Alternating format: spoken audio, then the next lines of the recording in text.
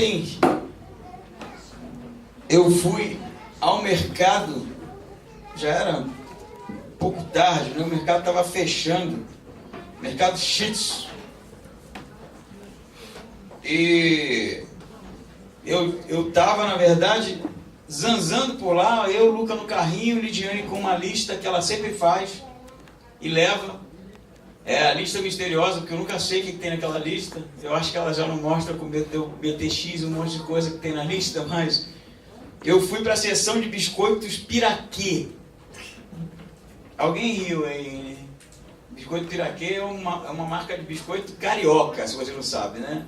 A fábrica fica em Madureira. Você chega no bairro e já sente o cheiro de biscoito em Madureira. André tá balançando a cabeça, já passou lá em frente? Eu já fui lá. É uma delícia o cheiro, né? É bom. E o biscoito de maisena é imbatível.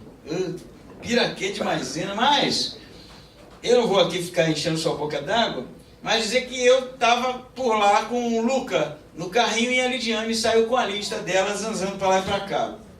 De repente chegou a Lidiane rindo e falou que ela estava procurando alguma coisa e uma mulher que ela achou ser meio fora da casinha olhou para ela enquanto ela procurava as coisas com a lista e mascando alguma coisa, um chiclete, não sei. Era uma mulher de óculos, assim, com uma roupa engraçada, bem florida, uma bolsa do lado, assim. E ela falou assim: e você? Tá fazendo o que aí para cima e para baixo sem comprar nada? A Ligiane chegou com a cara engraçada perto de mim e contou a história. Depois eu fiquei olhando a mulher e ela não era muito certa da bola mesmo, não. E eu fiquei pensando, isso que dá, fazer lista, né? Faz lista, mas não põe nada no carrinho, vai se deparando com o preço, vai desistindo, vai desistindo.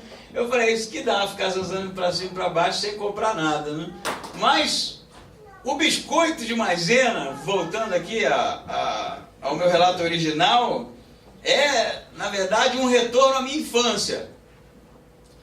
E eu comia biscoito de maisena e comia um outro biscoito da Piraquê. Eu convido você a provar, não estou fazendo propaganda, não estou ganhando nada para isso. Mas é um vermelhinho que são as bolinhas assim, pequenininhas assim, umas bolinhas de queijo, eu acho, não sei. Aquele ali, eu me lembro quando era criança, tinha briga lá em casa por aquele biscoito. E eu comprei logo 2 pacotões logo para deixar em casa e fiquei comendo aquilo de manhã. E fiquei pensando, eu ando acho uma fase da minha vida meio nostálgica mesmo, né? Lembrando dos velhos tempos e tal. Mas como é bom a gente voltar ao cerne da nossa identidade, né? Eu era criança e nós brigávamos pelo biscoito. O biscoito em si tem toda uma simbologia, não é só porque eu gosto, mas me traz recordações. E parece que existe de fato um tempo em que a gente retorna, que a gente busca pelo menos reencontrar experiências que nós passamos que marcaram a nossa vida, né? A Bíblia é cheia disso. A Bíblia é cheia de histórias de retorno.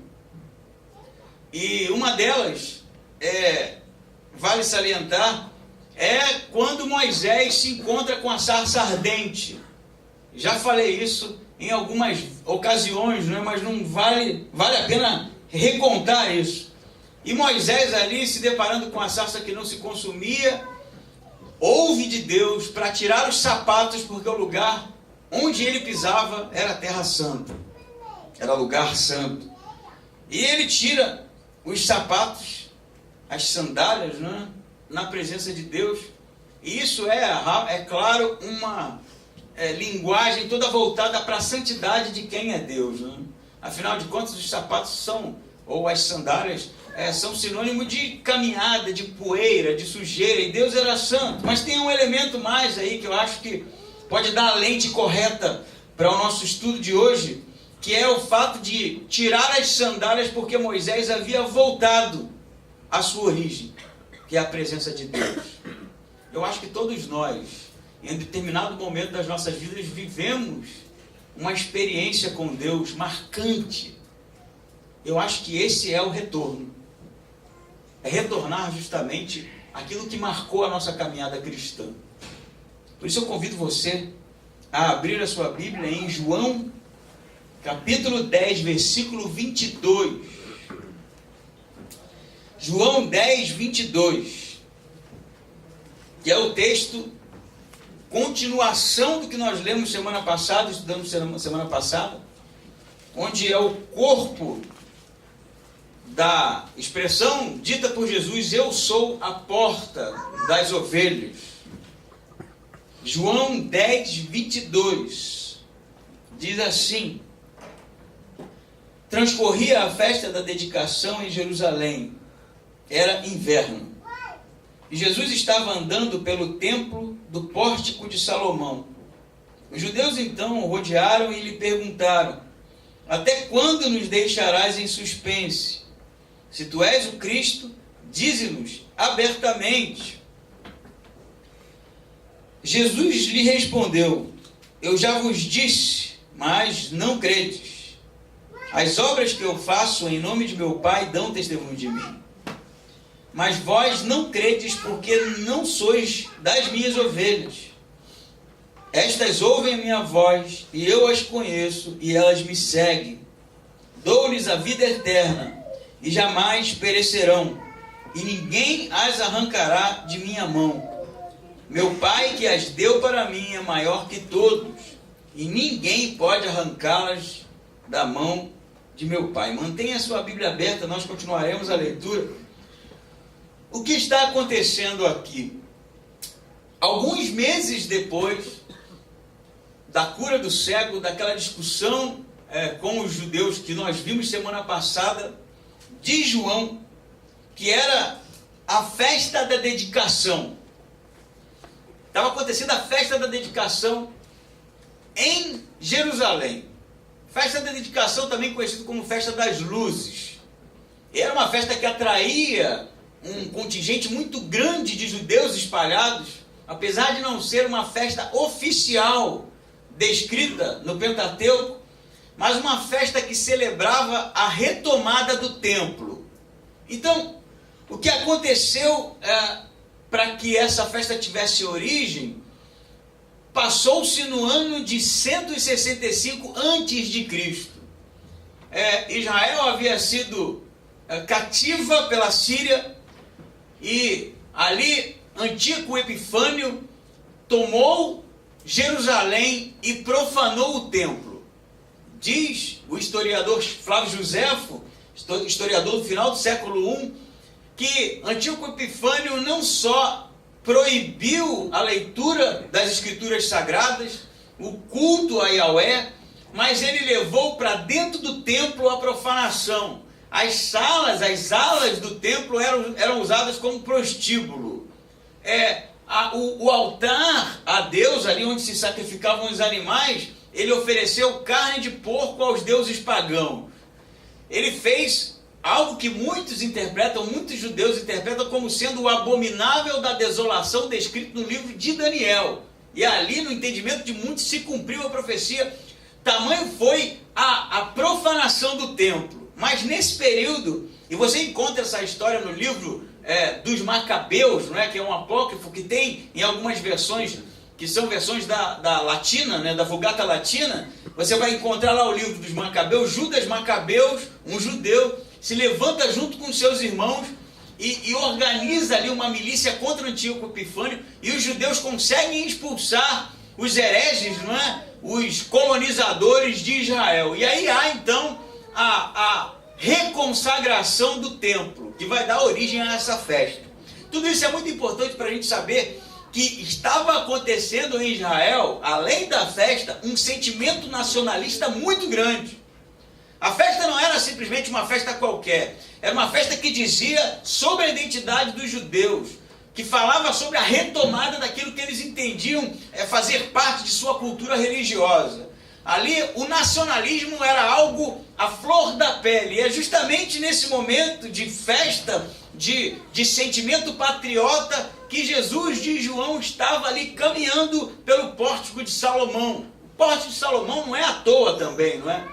O pórtico de Salomão no templo era a única parte que ainda existia originalmente do templo de Salomão. A única coisa que ficou da primeira destruição, não é? Houve a reconstrução em Esdras e Neemias, e a parte do pórtico de Salomão era original e era coberta. Era dezembro de João, era inverno, estava frio, e Jesus caminhava por aquela ala coberta, e ele é então tomado pelos judeus, rodeados, né, diz o versículo 24, com uma pergunta, um questionamento. E a pergunta é: até quando você vai nos manter suspensos? É a expressão no grego. Na nossa versão está alguma coisa assim: até quando nos deixará em suspense, né? No grego a expressão é: até quando deixará a nossa alma suspensa, sem saber, né? Sem ter certeza se você é o Messias. E eles vão dizer: se tu és o Messias, diz-nos abertamente, publicamente. Se você é o Messias mesmo, se de fato você é aquele que haveria de vir, se você é o enviado de Deus, diz-nos abertamente. Por que você nos mantém em suspense? Por que você não diz isso publicamente? Essa é o questionamento deles. Eles querem ouvir dele. Muitos vão dizer que esse tipo de pergunta pública era na intenção de pegá-lo depois em uma pegadinha, não é? De armar todo um cenário para que ele dissesse que era o Messias, para que ele estivesse com o que ele acusar na frente. Mas na verdade me parece que, levando em consideração a festa, levando em consideração o sentimento que estava ali fluindo de Jerusalém, o desejo deles era o desejo de fato pelo Messias, o líder, aquele que lideraria e, quem sabe, libertaria, como fez Judas Macabeus, do cativeiro romano. Diz-nos, se tu és o Messias, diz-nos logo. Por que tanto mistério? Por que tanto drama? Fala logo publicamente. E a resposta de Jesus vai ser interessante, porque ele vai dizer, no 25, eu já vos disse, mas vocês não creram.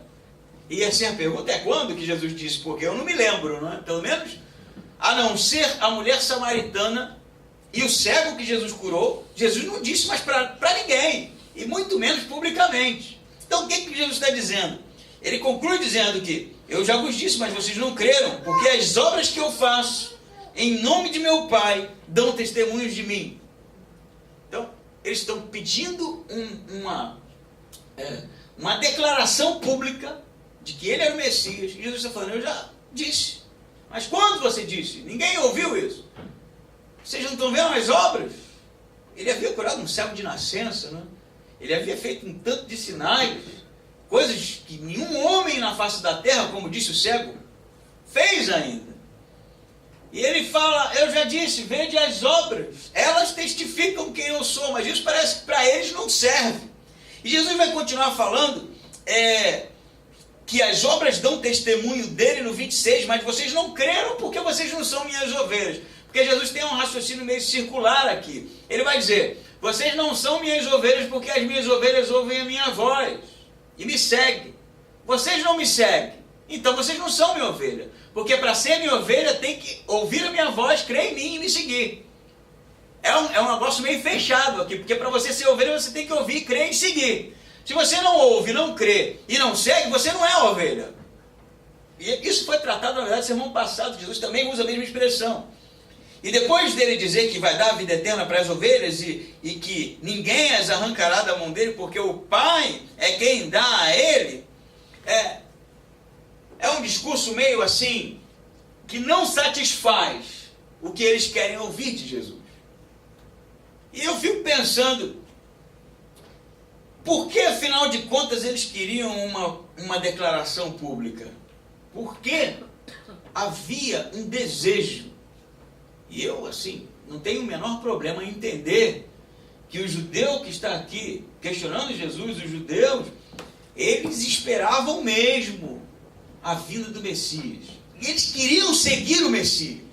Eles queriam ir, de fato, sendo liderado por esses libertar Israel. Eles queriam o restabelecimento da Jerusalém. Eles queriam o resplendor do passado. Mas sabe qual é o problema?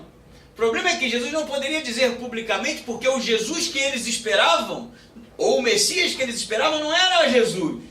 O Messias que trazia para eles esperança não era o Messias que estava diante deles. O Messias que enchia o coração deles de anseio não era de fato quem Jesus era, porque eles haviam fabricado um outro tipo de Messias. E se Jesus diz que era o Messias aqui, ele em hipótese alguma iria conseguir preencher as expectativas, porque ele não era aquilo que eles esperavam. Ele não seria aquele que libertaria ninguém de Roma. Ele não seria aquele que lutaria contra os inimigos com espada, como Davi fez. Ele não era o Messias nacionalista que se esperava, porque eles haviam construído um Messias para si, que não condizia com as Escrituras, inclusive. E o que isso diz para nós? Muito. Primeiro momento, eu acho que a gente deve tomar muito cuidado. João vai dizer isso, para não sermos tímidos na vinda do Senhor. E embora a expressão em João seja timidez em português, mas o original leva a gente a entender que quando Jesus vier, para que não haja um estranhamento de quem é Ele. Como se Jesus viesse e Ele não tem nada a ver com aquilo que você esperava. E aí gera um estranhamento e você fica numa situação complicada porque não é aquela pessoa que você imaginou ser. Entende? Isso é terrível, não é? Você gera toda uma expectativa, o pessoal que marca encontro pela internet que o diga, não é? Recebe fotos e todo mundo é fortão, bonitão, não é? Altão, morenão, e todo mundo é perfeito na rede social, aí marca o encontro e quando você vê o cara é baixinho, barrigudo, careca, né? A menina não tem dente, cega do olho, com chulé, e aí você fica numa situação complicada porque depois, né, do encontro as pessoas, e aí como é que foi? Não era nada daquilo que eu esperava, porque a gente constrói uma imagem. O problema, eu acho, dos judeus é o mesmo hoje, quando a gente constrói um Messias muito particular. Muito particular. A gente cria expectativas que é só nossa, que não tem nada a ver com quem ele é. Parece que há, eu diria, uma mania de pinçar algumas coisas, que a gente prefere mais, né? A gente pinça algumas coisas, e o Jesus para nós, ele tem que ser moldado, né, segundo as nossas pinçadas. E aí a gente não abraça a integralidade de quem ele é. Ele libertaria Israel, sim, mas não seria dos romanos. Ele libertaria do cativeiro do pecado, da opressão que o pecado traria. Ele libertaria da morte e condenação eterna, isso ele libertaria. E nisso ele seria, sim, o líder. E justamente a integralidade de quem ele é, que é necessário que a gente creia e confie para que a gente seja ou faça parte do seu rebanho. E não pensar algumas coisas que a gente gosta mais.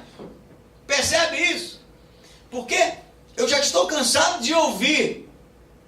Estou cansado de ouvir que muita coisa que é dita, não é? Muita coisa que é ensinada, não condiz, porque Jesus não é assim. Tem até uma montagem, eu não sei se é uma montagem, se é uma igreja de verdade. Jesus bonito e cheiroso. É a igreja, né? Então, já viram isso? Jesus bonito e cheiroso. Cara, eu nunca cheirei Jesus, mas eu acho que ele não era cheiroso, não. Ele andava poeirado, sujo. O cheiro da galera não era bom, não. Ele não tinha dinheiro para ficar comprando perfume, inclusive, porque quando o perfume é derramado sobre sua cabeça, a Judas reclama, que isso vale grana, cara, não faz isso. Jesus não é cheiroso e bonito, me parece muito também não, porque Isaías diz que não vimos nele beleza alguma para que o seguíssemos. Eu só estou só usando umas expressões porque parece que a gente construiu o Cristo para nós, o Jesus que a gente quer, o Jesus que ama todo mundo, Jesus que vai atrás de todo mundo, Jesus que abençoa todo mundo, Jesus que dá presente para todo mundo, que resolve o problema de todo mundo, que atende todas as orações, que deixa a gente rico, que dá casa própria, que dá carro do ano, mas não é o Jesus do arrependimento, que cobra de nós arrependimento dos pecados, não é o Jesus que cobra de nós mudança, não é o Jesus que cobra de nós uma postura cristã, não é o Jesus que cobra de nós justamente o testemunho público de quem ele é, não é o Jesus que cobra de nós uma vida transformada, não é o Jesus que cobra de nós um engajamento no reino de Deus, uma presença firme na igreja, um braço direito no ministério, não é esse não, esse a gente não quer. Esse a gente não quer. A gente quer o bonitinho e cheiroso. Mas eu tenho uma coisa muito triste para te dizer. Esse não é o Messias. E quando ele disser, vede as minhas obras, pode ser que gere um estranhamento da nossa parte. Eu não sei que Jesus fosse ser assim. Porque o meu Jesus é de outro jeito, né? O meu Jesus, né? O meu Jesus é cabeludo, de olho azul, magrinho, com aquela cara de menina, né? Quase um tuberculoso, né, que não faz mal a ninguém, quase um efeminado, não é? Cara, isso não tem nada a ver. Por isso que Jesus vai dizer, eu já vos tenho dito, mas vocês não creem, porque vocês querem crer só no que vocês querem crer. Vocês não querem crer no que eu sou, porque se vocês quisessem era só olhar as obras. Tá óbvio. Mas o que vocês querem ouvir de mim, eu não tenho para dizer para vocês. É que tá. Às vezes o que a gente quer de Jesus, ele não tem para te dar. Não tem para te dar. Porque não é ele que se submete a você. É você que se submete a ele. E quem ele é. A discussão não acaba aqui, eu vou continuar lendo 30, eu vou me estender nesse momento, tem muita coisa para a gente conversar aqui. Ele diz no 30 assim, eu e o Pai somos um. Agora o negócio vai ficar ruim mesmo. Diz o 32 assim, então os judeus pegaram outra vez em pedras para apedrejar. Jesus lhe disse, eu vos mostrei muitas boas obras da parte de meu Pai, por qual delas vocês querem me apedrejar? Os judeus lhe responderam, não é por alguma boa obra que queremos te apedrejar, mas por blasfêmia, pois sendo tu apenas um homem te fazes Deus. Jesus lhe respondeu, não está escrito na vossa lei, eu disse, sois deuses? Se a lei chamou deuses aqueles a quem a palavra de Deus foi dirigida, e a Escritura não pode falhar, por que então dizeis, tu blasfemas? Aquele a quem o Pai santificou e enviou ao mundo, por eu ter dito, sou filho de Deus. Segura a sua leitura aí. Jesus está falando ainda, não é? Ele diz que as obras dele testificam dele. Ele fala que as ovelhas dele ouvem a voz e o seguem. E ele dá vida eterna para eles. Até então os caras estão ouvindo aquilo e eles sabem que Jesus está dizendo que eles não são ovelha. Porque se eles fossem, eles estariam seguindo. Se eles estão entendendo muito bem. Ah, mas quando Jesus diz assim, eu e o Pai somos um, no 30, aí o negócio fica ruim. Aí diz o texto que eles pegam pedra, não é? A expressão no grego, ela tem a ver não com pegar, porque eles não tinham pedra aqui no pórtico de Salomão, mas eles vão até onde tem pedra e trazem pedra para apedrejar Jesus. E aí Jesus diz assim, eu mostrei para vocês muitas obras belas, a expressão no grego, daquilo que eu tenho feito em nome do meu Pai. Por qual delas vocês querem me apedrejar? Por qual dessas obras? E eles vão dizer, não é pelas obras. Olha só que interessante. Eles conhecem e reconhecem as obras. E quando Jesus está falando das obras, ele está falando dos milagres mesmo. Eles reconhecem os sinais, reconhecem um milagre, reconhecem ali uma intervenção divina. Eles vão dizer, não é por nenhuma dessas. A gente tem visto e sabe que tem obras. Mas não é por nenhuma obra dessa, não é por heresia. Porque você se diz e fala de você como Deus, como sendo Deus. Tem muita discussão nesse versículo aqui, né? Eu e o Pai somos um. Alguns vão interpretar, principalmente aqueles que negam a divindade de Jesus, que eu e o Pai somos um, tem a ver com estarmos no mesmo Espírito, né? Estarmos envolvidos com as mesmas coisas e não tem a ver necessariamente com a divindade de Jesus. Mas a acusação dos judeus aqui vai ser, você se diz como Deus, você fala de você como Deus. Então o entendimento aqui de quem está recebendo essa informação de Jesus é que ele está de fato se colocando em alguma coisa que mostra que ele está no mesmo pé de igualdade com o Pai. Eu e o Pai somos um, tem a ver com o fato de que Jesus participa da divindade de Deus, senão eles não pegariam em pedra e acusariam ele de heresia, não é? É simples, eu acho. E eles vão ficar nessa crise. Jesus vai dizer assim, por qual das obras então vocês querem? Mas não é por causa das obras, é por causa dessa heresia que você está falando aí. Aí Jesus vai fazer a seguinte citação. Ele fala, não é a vossa escritura, interessante aqui, porque ele tá usando contra eles, não é? Aquilo que eles defendiam com unhas e dentes a ponto de chamar Jesus de herege.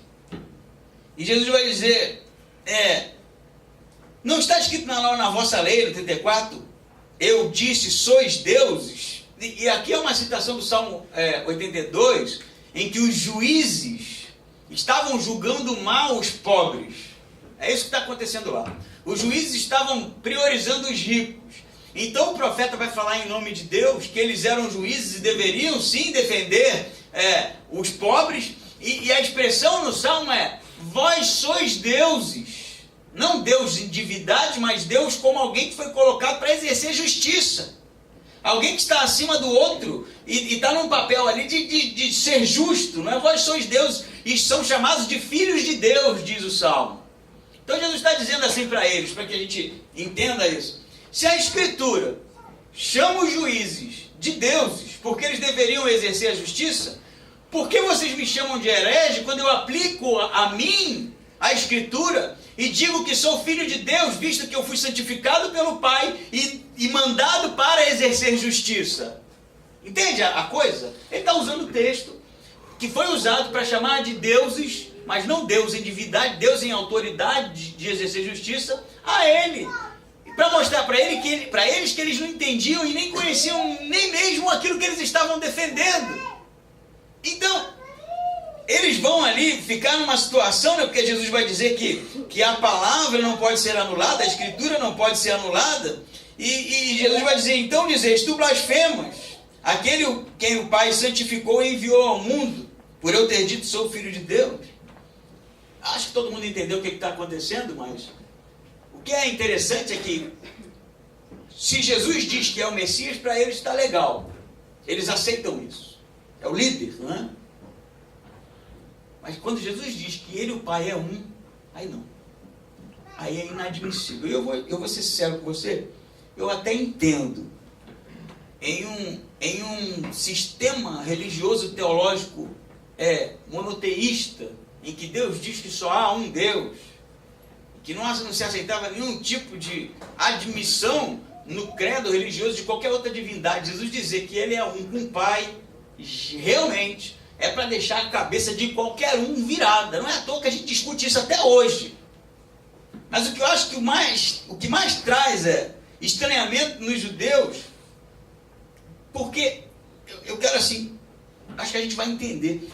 Se eu chego e digo para você que eu sou alguém vindo do céu, eu, José, sou alguém vindo do céu, Deus me enviou, eu vim aqui porque Deus me mandou, e eu sou um com o Pai, você vai dizer que eu sou maluco, né? Não é à toa que o INRI e companhia, né, aqueles que se dizem Jesus, são taxados como malucos, né?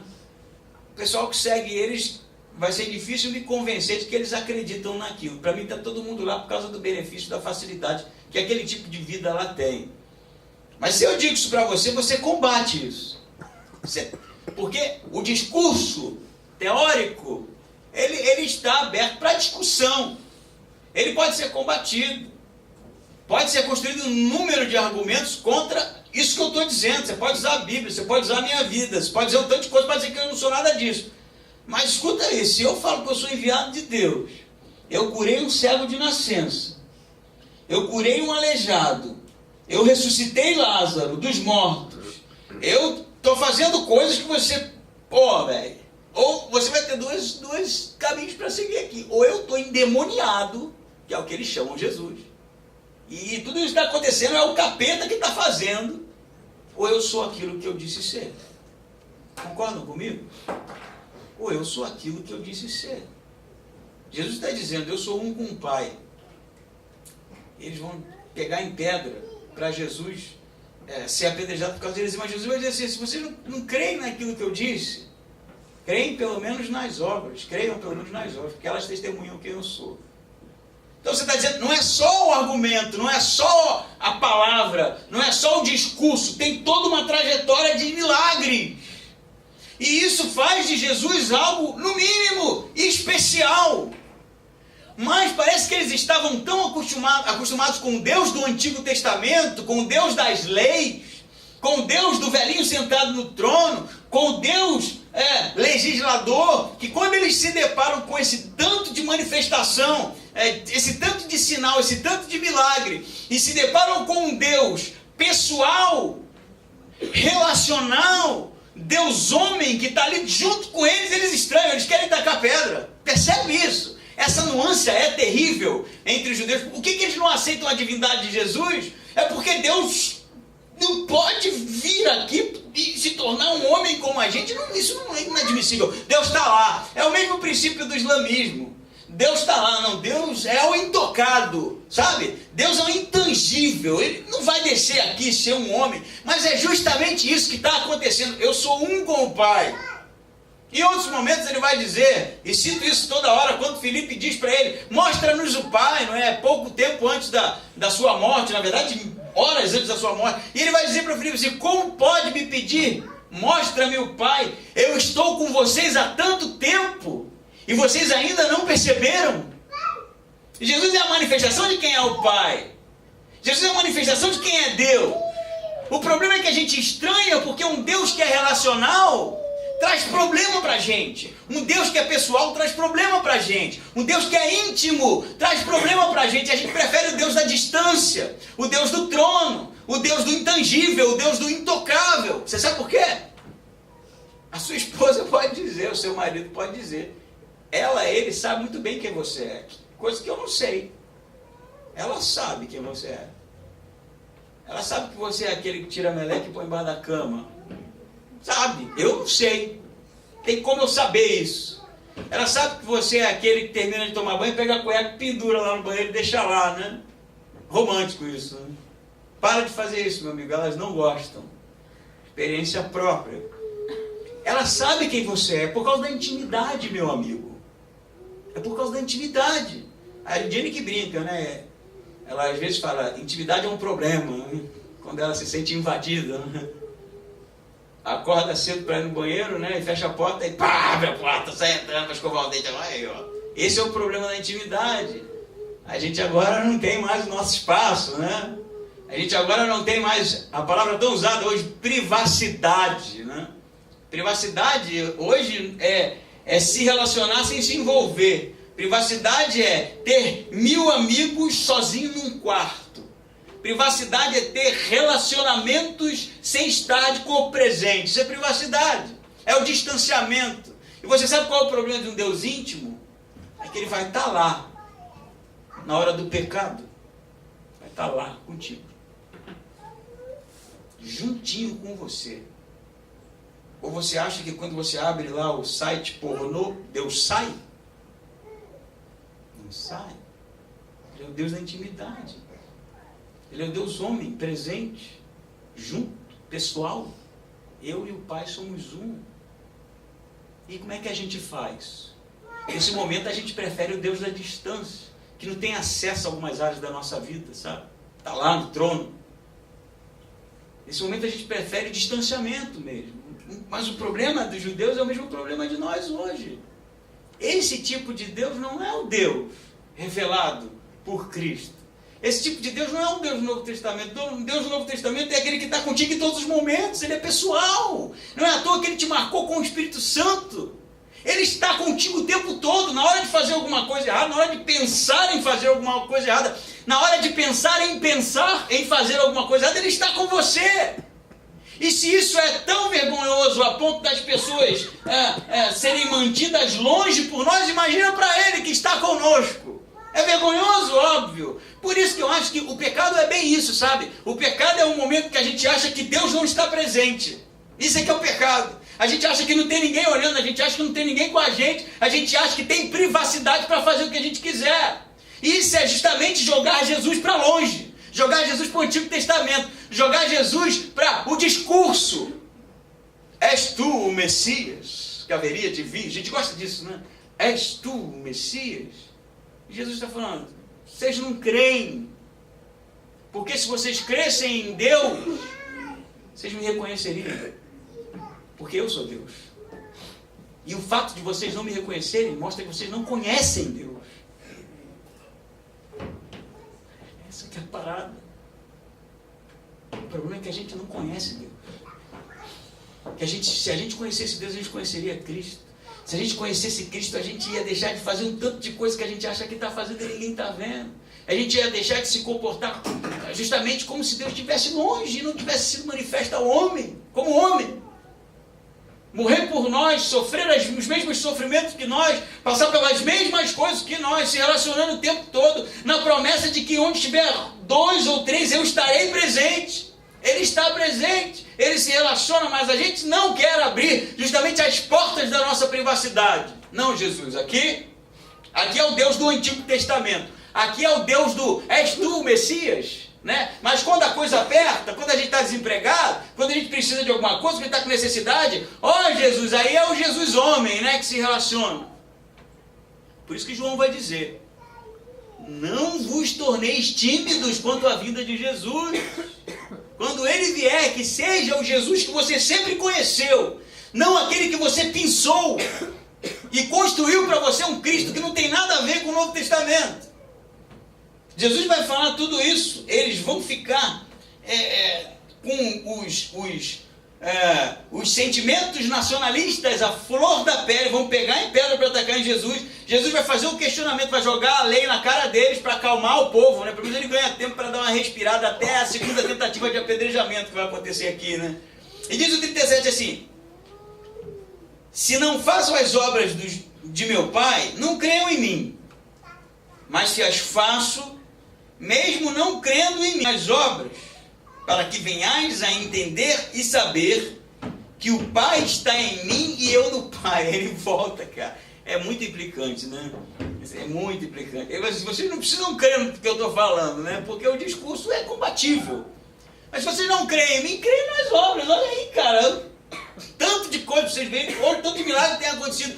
Talvez, crendo nas obras, vocês consigam adquirir o conhecimento para crer em mim. Aí quando vocês estiverem crendo em mim, no que eu estou dizendo, vocês vão saber que eu estou no Pai e o Pai está em mim. Aí de novo o negócio desanda, né? E diz que eles procuravam novamente prendê-lo, mas ele escapou de suas mãos.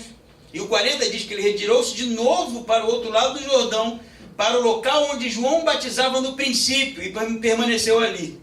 Muitos iam até ele e diziam, apesar de João não ter feito sinal algum, tudo o que ele disse sobre este homem era verdadeiro. E muitos ali creram em Jesus. Jesus não amolece. Os caras chamam ele de herege, ele usa as escrituras, e quando parece que o pessoal amaciou ali na tentativa de apedrejar, pelo menos é alguma coisa para pensar. Não, a escritura fala que os juízes eram deuses, por que eu não posso ser chamado também de filho de Deus, já que Deus me enviou para praticar justamente a justiça? E aí ganhou tempo, quem sabe ali era a hora de Jesus falar para eles, vocês estão estudando pouco, gente, vamos aplicar mais, tá? Estudar mais, né? Quiser, amanhã tem um cursinho que eu vou dar às 10 da manhã, vocês chegam cedo, a gente estuda mais um pouquinho, mas ele não faz isso. Ele fala assim, ó, é extremamente implicante, ele fala assim, ó, não creia em mim não, né? Mas pelo menos nas obras, vocês já falaram que não estão me apedrejando por nenhuma boa obra, porque vocês sabem onde elas estão. Creiam nas obras, porque quem sabe se vocês creem nas obras, vocês consigam adquirir o conhecimento do que está acontecendo, e aí vocês vão chegar em mim, e vão entender que eu estou no Pai, e o Pai está em mim, eu e o Pai somos um só. E aí diz que eles de novo tentam contra Jesus, Jesus sai, e agora eu acho que é a parte marcante aqui, ele retirou-se de novo para o outro lado do Jordão, para o local onde João batizava no princípio. Perceba isso. E permaneceu ali. João tem uma narrativa, os evangelhos têm em si, João isso é mais marcante. Jesus desce ao templo algumas vezes. E toda vez que ele vai ao templo, é para uma quizumba. Ele desce e dá problema. Toda vez que ele vai ao templo, tem discussão, tem problema, eles tentam matá-lo. A última ida ao templo vai culminar na sua morte. É quando ele expulsa os mercadores, joga tudo para cima, dali para frente é cruz. Está chegando no caminho da cruz mesmo. Mas Jesus sempre volta. Parece que a ida ao templo ela é lotada de simbolismo, mas ela é também marcada por um retorno. E João vai dizer que Jesus não simplesmente volta do lugar de onde saiu, mas ele volta para o marco zero do seu ministério, que era onde justamente João batizava, onde ele foi batizado, onde ele iniciou ali o ministério com os apóstolos. Ele vai dizer assim, retirou-se de novo para o outro lado do Jordão, para o local onde João batizava no princípio, e permaneceu ali. O que vai acontecer? Muitos iam até ele e diziam, apesar de João não ter feito sinal algum, tudo o que ele disse sobre este homem é verdadeiro, e ali muitos creram em Jesus. Parece que voltar ao lugar onde ele foi batizado, voltar ao marco zero do seu ministério, voltar ali ao lugar onde João testemunhou sobre ele, era uma espécie de conforto para Jesus. E eu quero que isso fique marcado. Jesus ia para o confronto direto, ele não amolecia. E ele não era morto, não era por falta de tentativa não, é porque ele não queria. Porque ele diz, na porção anterior, que ele dá a vida pelas ovelhas, mas ele não tem a vida tomada. Ele dá porque ele quer e a toma de volta. Jesus, na verdade, ele vai para o confronto, ele tem a discussão, ele corre risco ali, iminente de vida, e depois ele se retira. E quando ele se retira e volta ao lugar onde João batizava, ali não tem discussão, ali não tem nada. Na verdade, ali tem um testemunho de quem ele era. E João vai ser bem assim, específico em dizer que João testemunhou de quem Jesus era, apesar de não ter feito nenhum sinal, nenhum milagre. E muitos iam até Jesus e se convertiam. Não é difícil a gente entender que o lugar onde João batizava é o contrário do templo. É o contrário. No templo tem morte, apedrejamento, risco de vida. No Jordão tem o testemunho de João, não tem milagre, e tem a crença em quem ele é. Entende isso? Isso aqui, o centro não é o templo. O centro não é o templo. O centro não é Jerusalém. O centro não é a festa da dedicação do templo, não é a festa das luzes. O centro é Cristo. Aonde ele está, a salvação. Aonde ele está, a transformação.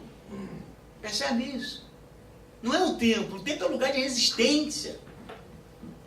Mas onde Jesus está, de fato, há ali um mover transformador. E uma pergunta que nasce do texto é: onde a gente quer estar? É no templo? É no lugar da instituição, no lugar da estrutura? Lugar do aglomerado? A gente quer estar no lugar da religiosidade, como foi falado semana passada? Ou a gente quer estar justamente onde traz transformação, onde traz salvação? Porque se a gente quiser estar onde Jesus está, de fato, e as coisas estão acontecendo, é necessário se deslocar. Diz o texto que Jesus escapou de suas mãos e retirando de novo para o outro lado do Jordão. Há um movimento aqui. Há um lugar de risco. Em suma, eu acho que a gente enfrenta muita coisa na nossa vida, sabe?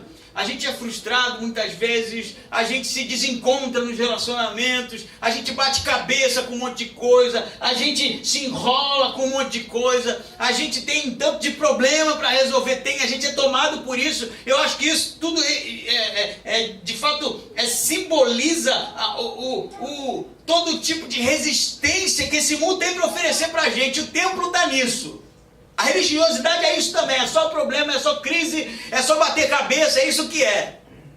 Mas existe um tempo, e tem que existir um tempo na vida de todo mundo, que a gente se retira, meu amigo. Se retira de tudo isso. Eu estou falando para você tirar férias, não. Da linguagem espiritual que está por trás aqui. É se retirar de tudo isso, toda essa distração, essa discussão vã que não leva para lugar nenhum. E ir para aquele lugar, de fato, onde as coisas estão acontecendo. Retornar àquele ponto em que Deus fez algo na sua vida. Voltar justamente àquele lugar onde Deus marcou a nossa trajetória, o ponto zero. Sabe onde é o ponto zero? Eu sei o meu. Eu vou te dizer, não foi quando eu levantei a mão, não. Levantei a mão, fui na frente, tudo segundo o script, não é? Deixei de fazer um monte de coisa. Entendi um monte de coisa também, mas teve um marco na minha história. Teve um tempo em que eu ouvi a voz de Deus e ela me chamou mesmo. E não foi para ir para a igreja que me chamou. Foi para fazer parte do reino de Deus. Esse é o meu ponto zero. E toda vez que eu estou distraído, que eu estou envolvido com outras coisas, eu tenho que retornar a esse lugar do chamado, esse lugar do início. E é isso que falta muitas vezes na nossa vida. A gente, de fato, continua traçando uma trajetória de briga, de quizumbe, de tumulto, e a gente vai se defendendo, resolvendo, e os problemas vêm, os problemas vão, e a gente vai na raça fazendo com que as coisas se resolvam, Mas Jesus, o Filho de Deus, na hora desse momento ápico aqui, na discussão e no tumulto, ele se retira. E vai lá para quando João, diante dele, diz: eu não sou digno nem de desatar as sandálias dos teus pés. Sabe esse lugar? Tem esse lugar na sua vida? Isso é uma pergunta relevante. Tem esse lugar na sua vida? Existiu um lugar que Deus falou com você? Deus falou com você. Íntimo, sabe? Isso mudou a sua história. Tem esse lugar? Tem que ter, cara, esse lugar. Não vem com o papinho de que eu aceitei Jesus. Isso para mim não quer dizer nada. O lugar de relacionamento, em que Deus falou no seu coração, e ali houve transformação, e ali houve uma mudança de fato, de atitude, e ali houve vida, e vida em abundância, ali houve vida eterna. É necessário retornar. É necessário retornar. Eu acho que a nossa vida toda vai ser assim. Porque a gente se distancia disso, a gente se distancia da voz de Deus, a gente se distancia do chamado de Deus, a gente se distancia do toque íntimo de Deus e começa a viver uma vida religiosa de estranhamento, porque ela é só religiosa. E a gente está distraído, sabe? Distraído. Tem um poema de Gerson Borges, já li, quem sabe um dia eu decoro. Ele diz assim: a chave é a oração, a porta é Jesus Cristo. Para entrar no coração de Deus, acredite.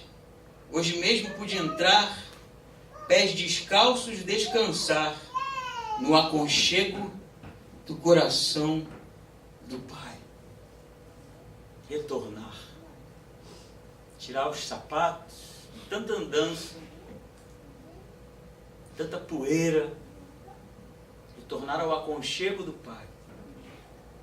Descansar nos seus braços, deixar que Ele cuide de nós, deixar que Ele redirecione a nossa caminhada, porque chegamos em casa. Amém? Vamos ficar em pé.